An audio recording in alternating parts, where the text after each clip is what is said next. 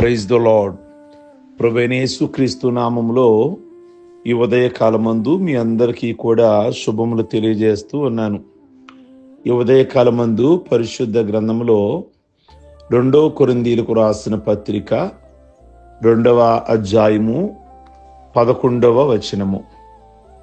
సాతాను కడవరి దినాలలో విశ్వాసులను మోసగించి వివిధ తంత్రములు ప్రయోగించి విశ్వాసములో నుండి తొలగించి భ్రష్టులను చేయాలని చూస్తూ ఉన్నాడు. సరి అయిన ప్రార్థనా జీవితం లేని వారు, వాక్యమును ధ్యానించని వారు అపవాది కబంధ హస్తాలలో చిక్కి విలవిలవిలలాడుతూ బయటికి రాలేకపోతున్నారు. ఆత్మను గురించి శ్రద్ధ లేని వారు, ఆత్మీయ జీవితములో సోమరులైన వారు ఈ విధంగా పతనమైపోతున్నారు సాతాను సంకెళ్లలో.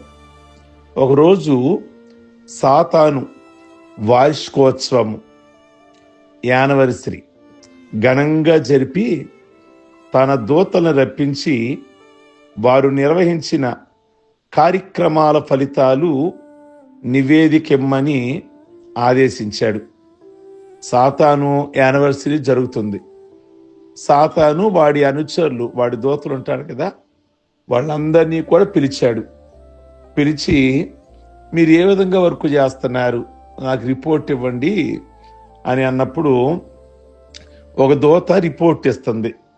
నేను ఎడారిలో ప్రయాణం చేస్తున్న క్రైస్తవ యాత్రికుల మీద క్రూర మృగాలను ఉసిగొలిపాను. ఇప్పుడు వాళ్ళ ఎముకలు ఇసుకలో ఎండుతున్నాయి. వాళ్ళందరూ చనిపోయారు. వాళ్ళ ఎముకలు ఇసుకలో ఎండుతున్నాయి అని ఒకడు సగర్వంగా ఆ రిపోర్ట్ ఇచ్చాడు. దాని ఫలము, దాని వలన లాభం ఏముంది? వాళ్ళ ఆత్మలు రక్షించబడ్డాయి కదా, వాళ్ళు పరలోక రాజ్యంలో ఉన్నారు కదా, ఏం సుఖం మనకి అన్నాడు సైతాను నిస్పృహతో మాట్లాడుతున్నాడు. అయితే మరో దూతంది, క్రైస్తవులు ప్రయాణం చేస్తున్న ఒక ఓడ మీదకి తుఫాను పంపించాను, వాళ్ళంతా సముద్రం పాలయ్యారు అని మరొకడు నివేదించాడు. ఆనందంతో దాని వలన మనకు ఫలితం ఏముంది, వాళ్ళ ఆత్మలు కూడా రక్షించబడ్డాయి కదా అన్నాడు సాతానుడు పెదవి విరిచి. ఇప్పటికి 10 ఏండ్ల నుండి ఆత్మ సంగతి పట్టించుకోకుండా ఒకరికి అలసత్వము కలిగించడానికి విశ్వ ప్రయత్నాలు చేసి విజయం సాధించా. ఇప్పుడు అతడు మనవాడయ్యాడు అని మరొక దూత చెప్పింది.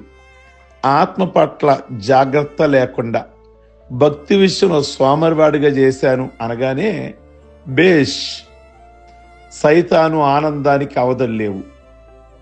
నరకాంధకార సైన్యము కోలాహలం చేసుకున్నాయి. దేవుని సన్నిధికి రాకుండా, ఆత్మ పట్ల శ్రద్ధ లేకుండా, చచ్చిన తర్వాత నరకములో లేదా చచ్చిన తర్వాత ఎక్కడో మన ఆత్మ, శరీరం ఎక్కడ, ఆత్మ ఎక్కడో అంటారు కదా కొంతమంది. అలా తిరిగే వారిని తీర్పు దినమున ఈ ఆత్మ అగ్నిలో అల్లాడిపోతుంటే నరకాంధకార సైన్యము కోలాహలం చేస్తుంది. అచ్చట అగ్ని ఆరదు, పురుగు చావదు. కావున నేడే ప్రభు దగ్గరికి వచ్చి అపవాదిని ఎదిరించండి, అప్పుడు వాడు మీ యొద్ద నుండి పారిపోవును. ప్రియ దేవుని బిడలారా, సాతానుడు రకరకాలుగా ఉచ్చులు వేస్తున్నాడు. నీలో అలసత్వం, భక్తి మీద ఇంట్రెస్ట్ లేకుండా, ఆరాధనకు రాకుండా. బైబిల్ ఒక మాట ఉంది, మార్కు సువార్త 4వ అధ్యాయము 14వ వచనంలో, సాతాను వచ్చి వారిలో వెత్తబడిన వాక్యమును ఎత్తుకొని పోవును అని. సాతానుడు ఎత్తుకొని పోతున్నాడు. దేవుని వాక్యం వినడానికి మీటింగ్స్కి లేదా చిన్న చిన్న కూడికలకి దేవుని బిడలు వస్తూ ఉంటారు కదా. కొంతమంది ఎక్కడ కూర్చుంటారు మీటింగుల్లో? రోడ్ల మీద, కొంతమంది ఇళ్లల్లో, కొంతమంది అరుగుల మీద కూర్చొని దేవుని వాక్యాన్ని వింటారు. ఇలాంటి వారికి ఒకటి వినబడితే ఒకటి వినబడదు వాక్యం. ఎక్కడో ఆ గట్టు మీద ఒకళ్ళు, ఈ గట్టు మీద ఒకళ్ళు, ఆ రోడ్డు మీద ఒకళ్ళు ఆ దేవుని వాక్యాన్ని వింటూ ఉంటారు. చాలా సందర్భాలలో చర్చీల దగ్గర కూడా ఒక మాట వినబడితే ఒక మాట వినబడదు. వాక్యం వారి హృదయాల్లో పూర్తిగా నింపబడదు. ఆ వినబడిన కొద్ది వాక్యాన్ని సాతానుడు ఎత్తుకుపోతాడు. దేవుని వాక్యము నీ హృదయం నిండా నింపబడితే నువ్వు దేవుని మనిషివైపోతావు. అది సాతానుడికి ఇష్టం లేదు. నువ్వు ఎప్పుడు వాడి ఆధీనంలో ఉంటూ అపవిత్ర కార్యాలు జరిగిస్తూ దురలవాటులకు గురై చివరికి నీ ఒళ్ళు ఇల్లు గొల్ల చేసి నిన్ను నరకానికి పంపి వాడు వాడి సైన్యము ఆనందంతో గంతులు వేస్తారు. ప్రియ దేవుని బిడ్డలారా, అందుకే వాడు దేవుని మాటలు నీ చెవిలో పడనీయకుండా, నీ హృదయంలో పడనీయకుండా ఎత్తుకుపోతున్నాడు. ఎక్కడ దేవుని మాటలు నీ చెవిని పడితే నువ్వు ఫలిస్తావేమోనని వాడు పడనీయకుండా ఏదో ఒక శ్రద్ధ సంఘములోనో మీటింగ్స్లోనో కలగజేస్తున్నాడు. నీ మీద టార్గెట్ చేసి ఈ ఉదయకాలమందు ఆ విషయాన్ని నువ్వు గమనించాలని దేవుని యొక్క వాక్యం బోధిస్తుంది. నరకాగ్నికి గురి కాకుండా నీ ఆత్మను రక్షించే శక్తి కలిగిన వాక్యమును సాత్వికంతో అంగీకరించండి. దేవుని వాక్యము బలమైనది, సజీవమైనది. అది రెండించగలిగిన ఖడ్గము, హృదయం యొక్క తలంపులను ఆలోచన శోధిస్తుంది. ప్రియ దేవుని బిడ్డలారా, ఇస్కరియోతు అనబడిన యోధాలో సాతాను ప్రవేశించెను అనే మాటని మనం చూస్తాము. ధనవాంఛ పీడితుడైన ఇస్కరియోతు యోధ యేసుక్రీస్తుని అమ్మడానికి ఎక్కడా వెనకాడలేదు. యేసుక్రీస్తుని అమ్మడానికి సాతాను పక్షాన, సాతాను పంచన చేరాడు. కనుక ఈ ఉదయకాలమందు సాతానుడు ఇస్కరియోతు యోధ మీద టార్గెట్ చేశాడు. దీనికి మూలం దురాశ, ధన దురాశ. ఇతనిలో ఉన్న ధనాపేక్షను ఆసరాగా చేసుకుని సాతాను ఇతనిలో ప్రవేశించాడు. ఇతని దగ్గర డబ్బు సంచి ఉంది, అందులో వేయబడినది దొంగిలిస్తూ ఉండేవాడు. ఒక మనిషిలో సాతాను ప్రవేశించింది అంటే అతని జీవితము చీకటిమయమైపోతుంది. ఒక దయ్యం వెళ్ళి 7 దయ్యాలు తీసుకొస్తుంది, ఆ వ్యక్తిలో ప్రవేశిస్తాయి.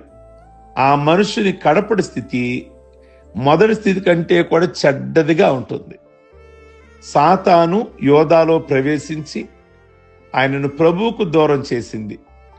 ఏ ధనం కోసమైతే ఆయనను అమ్ముకున్నాడో ఆ ధనాన్ని విసిరిగొట్టిపోయి ఉరిపెట్టుకున్నాడు. గమనించారా? ధనాపేక్ష సమస్త కీడులకు మూలం అన్నాడు పౌలు గారు. ఎందరో ఈ ధనమోసంలో చిక్కుకొని తమ జీవితాలను అర్ధంతరంగా చాలిస్తున్నారు. యోధ తల్లకిందులుగా పడి నడిమికి బ్రద్దలైనందున అతని పేగులన్నీ బయటకు వచ్చాయి. దురాశ గర్భం ధరించి పాపమును కనగా పాపము పరిపక్వమై మరణమును కనును. ప్రియ దేవుని బిడ్డలారా, అందుకే ప్రభు అన్నారు, సీమోను సీమోను, ఇదిగో సాతాను మిమ్మల్ని పట్టి గోధుమల వలె జల్లించుటకు మిమ్మల్ని కోరుకుంటున్నాడు అన్నారు. లూకా 22:31. సాతాను దేవుని బిడ్డలను దొంగిలించాలని, జల్లెడ పట్టాలని ఇప్పుడు కూడా విశ్వాసులు అనేక మంది లోకంతో రాజీ పడుతున్నారు. రాజీ పడకపోతే పనులు కావండి అంటున్నారు. ఈ లోకమునైనను లోకములో ఉన్న వాటినైనను ప్రేమించమాకండి. లోకము దాని ఆశలు గతించిపోతాయి. నమ్మవద్దు, ఈ మాయ లోకం నమ్మవద్దు. ఇది ఆశ చూపి మోసం చేయు, ఈ మాయ లోకం నమ్మవద్దు అన్నాడు ఒక భక్తుడు. కాబట్టి ఎవడు లోకమును స్నేహించునో వాడు దేవునికి శత్రు అయిపోతాడు. ప్రియ దేవుని బిడ్డలారా, సాతానుడు అనేకమైన సార్లు ప్రభువులో మనకున్న దేవుని మీద నమ్మకాన్ని తప్పించి గోధుమల వలె జల్లించి విశ్వాస భ్రష్టులుగా చేసి లోకానికి అప్పగించాలని మనల్ని చూస్తున్నాడు. అయితే యేసయ్య మన కోసం దేవుని యొద్ద విజ్ఞాపన చేస్తూనే నిరంతరము కూడా ఏమిటి ఆయన విజ్ఞాపన చేసేది? సాతాను కబంధ హస్తాలలో మనం పడకుండా, వాడి జల్లెడులో పడకుండా, వాడి యొక్క ధోరణిలో పడకుండా, వాడి ఉచ్చులో పడకుండా ప్రభు మన కొరకు విజ్ఞాపన చేస్తూనే ఉన్నారు. నీ కొరకు విజ్ఞాపన చేస్తున్నారు. నా బిడ్డ సాతాను ఉచ్చులో, సాతాను కబంధ హస్తాలలో, వాడి అలవాటులలో, లోకాశలలో పడకుండా నీకు తెలియకుండానే నిన్ను వాడు జారిపోయేలాగా చేస్తాడు. అన్నీ తెలిసేసరికి దేవునిలో జారిపోతాం, దూరమైపోతాం. సంసోనిని అలా కాదు చేశాడు. సంసోనిని కూడా జల్లించాడు. వాడిని సంసోనుని జల్లిస్తే సంసోను జారిపోయాడు. ప్రియమైన దేవుని బిడలారా, నీ ఏ బలహీనతలో దొరికితే ఆ బలహీనతను ఆసరాగా చేసుకుంటాడు. దావీదు స్త్రీ బలహీనతలో పట్టుబడ్డాడు, మింగేశాడు, జల్లిచేశాడు. యోధా డబ్బు విషయంలో బలహీనతలో దొరికాడు, మింగేశాడు, జల్లిచేశాడు. యోబును కూడా మింగాలని చూశాడు, మింగుడు పడలేదు. పేతురును మింగాలని చూశాడు, ప్రభు అతని పక్షమున వేడుకున్నాడు, అందువలన తప్పించుకున్నాడు. ఆ అనుభవం మీకుందా? ఈ ఉదయకాలమందు ప్రియ దేవుని బిడ్డలారా, సాతానుడు తంత్రాలను ఎరిగి మనం గుర్తించాలి. సాతాను తంత్రాలను మేము ఎరగని వారము కాము అన్నాడు ఆ పౌలు గారు. కనుక ఏమిటి వారి తంత్రాలు? నీలో ఏ ఆశ, ఏ బలహీనత అవుతుందో అది పెద్దదిగా చేసి నీలో వాక్యం ఉండకుండా వాడు వాక్యాన్ని ఎత్తుకుని పోయేలాగా చేస్తున్నాడు. నిన్ను జల్లిస్తున్నాడు, దేవుళ్ళో నిలబడనీయకుండా. కనుక దేవుని సన్నిధిలో ఆత్మ విషయమై శ్రద్ధ పెట్టమని ప్రభు పేరట మీకు తెలియజేస్తూ ఉన్నాను. ప్రార్థించుకుందాం. సర్వశక్తి కలిగిన తండ్రి, సాతాను తంత్రాలు రకరకాలుగా భక్తుల్ని కూడా శోధించాడు. అనేకులని లోకస్తులుగా, భ్రష్టులుగా, యేసయ్య శిష్యుడైన ఇస్కరియోతు యూదాను కూడా అలాగే చేశాడు.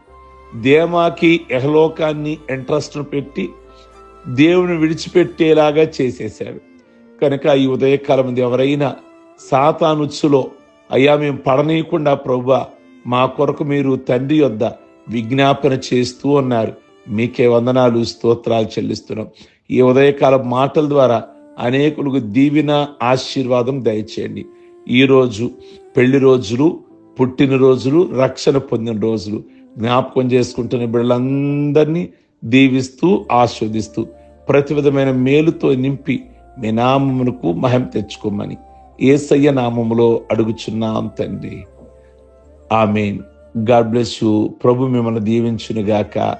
ఈ వర్తమానం మీకు దీవెనకరంగా ఉంటే ఇతరులకు తప్పకుండా ఫార్వర్డ్ చేయండి, లైక్ బటన్ నొక్కండి, అలాగే చాట్ బాక్స్లో మీ అభిప్రాయాన్ని వ్యక్తం చేయండి. Okay, God bless you.